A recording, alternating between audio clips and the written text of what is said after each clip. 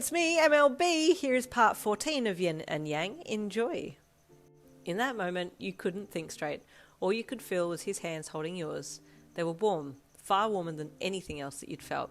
His warmth made that cold breeze all the cooler, and you felt it blow you off to one side.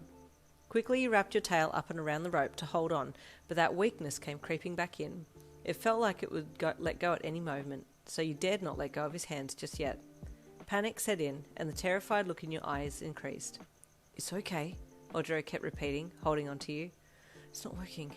He's draining all of my power," you screamed internally, breathing heavier and heavier as you tried to grab for the rope with your other hand. "Yin, it's okay," he said again, starting to wonder if it was the height at which you were dangling from that was causing you to stress out. "Let go!" you suddenly yelled. "Yin, I can't let you go, you'll fall." "Let go!" you shouted, your tail flicking out and snagging his wrist and then squeezing it in a python grip to get him to release you. With a sharp inhale of surprise, he let your hand go and you started to fall, clawing at the air as you fell backwards from his grasp. It was then that your tail flew into action and shot up to the rope, wrapping around it and swinging you quickly back, but halfway along the rope this time, further away from him, and then, only then, could you focus again on what you were doing. Ojiro sighed with relief when he saw you save yourself and swung after you, catching up to you quickly as you neared the other side and easily pulled yourselves up into the leaves. With Ojiro close behind you, you followed the wooden steps that were nailed into the large tree, up and over a crooked branch and onto the next obstacle, hearing the buzzer for the group behind you to start. "We need to move quickly," you said back to Ojiro, not looking back at him as you sussed out the next part of the course ahead. There were a series of planks ahead, and it looked like it was an easy case of jumping from one to the next until you got to the other side, which was still up in the trees, with the ground a fair distance below. "Okay, so we jump across?" you asked. "Wait, the sign here says your feet must touch at least 3 planks as you cross over. Some will break," Ojiro read. You looked back up and saw that, yes, 2 planks were broken ahead, and half of the broken plank had fallen to the ground. There were a few more splintered pieces strewn across the dirt flooring of the bush too. "Oh," you said softly. "I can go first this time if you like, Yin. Then if I jump from a good plank to another good plank, you know which ones to jump onto so you won't fall," Ojiro offered. "Well, I don't like him going behind me because he might try and touch me again and make me feel weak, so maybe him going first is better," you wondered, thinking it over for a second before nodding your agreement.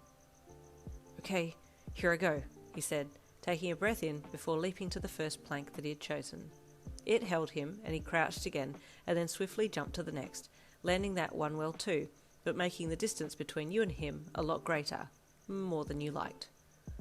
"Hang on, I don't like that he's too far out now. I don't know if I could save him if he were to..." But it was just as you were thinking that thought that he leapt to the last plank, and the plank broke under his weight, sending him falling straight through. Suddenly you were running across the planks at lightning speed, your tail shooting ahead to wrap around his waist and lift him back up as you shot across them all and got safely to the other side while pulling him up to stand beside you. You had felt some of the planks snap a little under your weight as you ran, but you were too quick and had gotten to the next one before the other had time to properly break.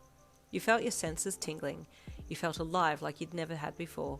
Well, it did remind you of that one other time when you felt like your quirk had suddenly gotten a boost, and that was during your entrance exam when you'd heard Ojiro call for help under the rubble. "Whoa, that was amazing, Yin," Ojiro said in awe as you stood on the other side of that obstacle.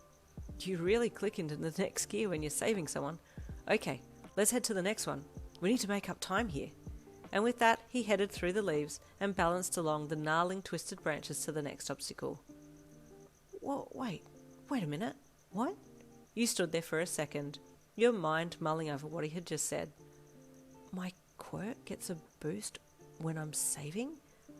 Wait, what? Is this the level up that Mina was talking about? What about when I feel weak though? What does that mean?" "Yin, are you okay?" Ojiro called from ahead, dragging you back to the present as another gust of wind shook the smaller branches and leaves violently. Yeah, coming," you called, following his voice to the next obstacle. The final 5 stages of the course were intense, as you expected they would be, and you got another few chances to save Ojiro, but he also got chances to save you, which gave you a chance to check in with your quirk each time. He was definitely correct about you getting a power surge when you were saving someone, but then did that mean that when he was getting his power surge while saving you, it was taking some of your energy? Is that why you were feeling weak? Is that how it worked? You were perplexed. At the end of the course, you and Ojiro came in 4th place when comparing times. Bakugo and Midoriya came first, no surprises there. Ida and Hagakure came in 2nd, and Uraraka and Karishima came 3rd. It was a close call between your time and theirs. If they'd been 2 seconds slower, you and Ojiro would have come in 3rd, but you were just happy that you had placed well. By the time everyone was done, it was close to night time, and the wind that had been whipping around you all afternoon had died right down, but that also meant that the cooler mountain air had set in for the night, and so had the fog. Oh, I don't know if I want to train at night in this fog, it's a little creepy, Uraraka whispered to Mina as you all walked down the mountain trail to a clearing that was lightly dusted with the suspended fog. What is Aizawa going to have us do anyway? Baton races, Aizawa said out loud, answering Uraraka's question even though he hadn't heard it. 2 teams, spaced out in the bush along the track that runs a full circle back to here. You'll take the baton, run to your next teammate, pass it to them, and then they will run to the next person, exchange, and continue to the finish. First team member back here to the finish line wins for their team. Understood? Yes, everyone droned, not feeling super up to it because it was the end of the day and all, and everyone was hungry. Okay, teams are... Aizawa called. Stopping it there, so you all come back next Wednesday for the races, or whatever happened next. I'll see you then.